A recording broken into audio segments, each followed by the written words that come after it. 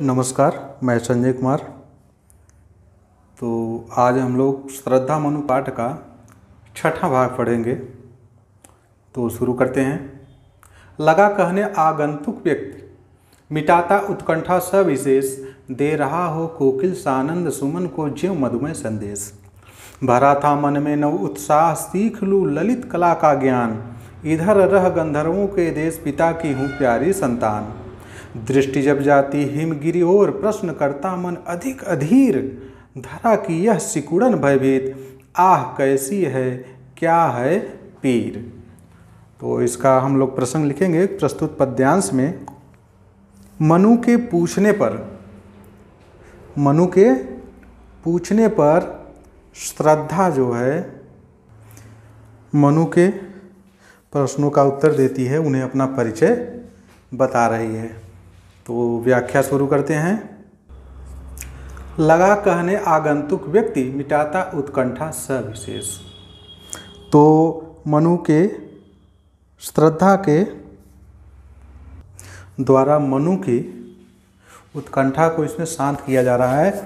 तो व्याख्या लिखते हैं कि मनु के पूछने पर लगा कहने आगंतुक व्यक्ति, अभी अभी आई हुई व्यक्ति श्रद्धा विशेष रूप से अपने विषय में विशेष रूप से जानने के लिए उत्कंठ व्याकुल मनु की उत्कंठा को शांत करते हुए अपना परिचय देती है और दे रहा हो कोकिल सानंद सुमन को ज्यों मधुमय संदेश। वह अपने मधुर शब्दों में अपना परिचय देती है तो मनु को उसके वे मधुर शब्द ऐसे प्रतीत हुए कि जैसे कोकिल माने कोयल, सानंद माने आनंद सहित या आनंदित होकर या आनंद में भर करके, कि कोयल आनंद में भर करके, सुमन माने पुष्प को, मधुमय मतलब बसंत के, मधुमय बसंत या बसंत के आने का संदेश दे रहा हो।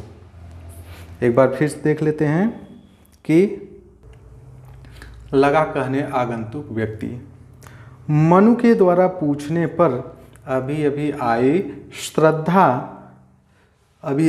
हुई श्रद्धा मनु के विशेष रूप से उत्कंठित मतलब श्रद्धा के विषय में जान लेने के लिए व्याकुल मनु के प्रश्नों का उत्तर देते हुए अपने विषय में बताती है। और उसके वह वचन मनु को इतने प्रिय लगे कि जैसे कि स्वयं कोयल, सानंद माने आनंदित होकर के, पुष्प को, सुमन माने पुष्प को, मधुमय संदेश अर्थात बसंत के आने का संदेश दे रहा हो। तो वह बताती है कि भरा था मन में न उत्साह, सीख लूँ ललित कला का ज्ञान, इधर रह गंधर्वों के देश, पिता की हूँ प्यारी संतान। वह बताती है मनु से कि मेरा युवा मन नवीन उत्साह से भरा हुआ है।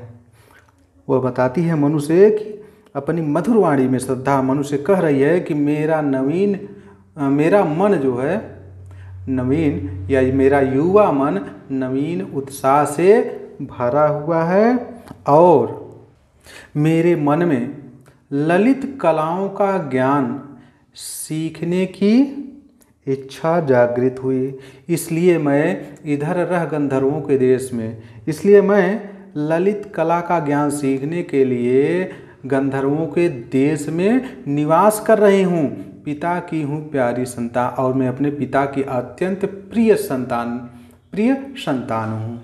एक बार फिर श्रद्धा अपने मधुर शब्दों में कहती है कि मेरा युवा मन नवीन उत्साह से भरा हुआ है और जिसके कारण मेरे मन में ललित कलाओं का ज्ञान सीखने की इच्छा जागृत हुई, जिसके लिए मैं गंधर्वों के देश में निवास कर रही हूँ। इधर या फिर यहाँ पर मैं गंधर्वों के देश में निवास कर रही हूँ। पिता की हूँ प्यारी संतान और मैं अपने पिता की अत्यंत प्रिय संतान हूँ। और आगे कहती है कि दृष्टि जब जाती हिमगिरी ओर, प्रश्न करता मन अधिक अधीर। श्रद्धा कहती है कि जब जब मेरी दृष्टि, मेरी नज़र इस विशाल हिमालय पर्वत की ओर जाती है, तब जो है मेरे मन में इसके विषय में जानने के लिए अत्यधिक अधीर हो जाता है। मेरे मन में अनेक प्रश्न उठने लगते हैं कि धरा की यह सिकुड़न भयभीत आह कैसी क्या है पीर, कि यह पृथ्वी के सिकुड़न के समान भयभीत कर देने वाली, पृथ्वी के सिकुड़न के समान भयभीत कर देने वाली ऊंचे हिमालय का आखिर ऐसा क्या स्वरूप है, और इसमें निवास करने वाले लोगों की क्या है पीड़ा क्या होगी। धरा की यह सिकुड़न भयभीत आह कैसी, मतलब पृथ्वी के सिकुड़न के समान भयभीत कर देने वाली हिमालय का यह कैसा स्वरूप है, और इसमें निवास करने वाले लोगों की पीड़ा क्या होगी आखिर। एक बार फिर से देख लेते हैं कि श्रद्धा मनुष्य कहती है कि दृष्टि जब जाती हिमगिरी ओर, कहती है कि जब मेरी दृष्टि, मेरी नज़र इस विशाल या उत्तुंग या ऊंचे हिमालय पर्वत की ओर जाती है तो प्रश्न करता मन अधिक अधीर, तो मेरा मन या मेरे मन में अत्यधिक इसके प्रति जो है अत्यधिक प्रश्न उठते। मेरा अधीर मन, बेचैन मन इसके बारे में कई प्रश्न करता, और धरा की यह सिकुड़न भयभीत, कि यह पृथ्वी के, धरा माने पृथ्वी के सिकुड़न के समान भयभीत कर देने वाले इस उत्तुंग या विशाल हिमालय का स्वरूप क्या होगा, कैसी है, और क्या है पीर, और इसमें निवास करने वाले लोगों की पीड़ा क्या होगी।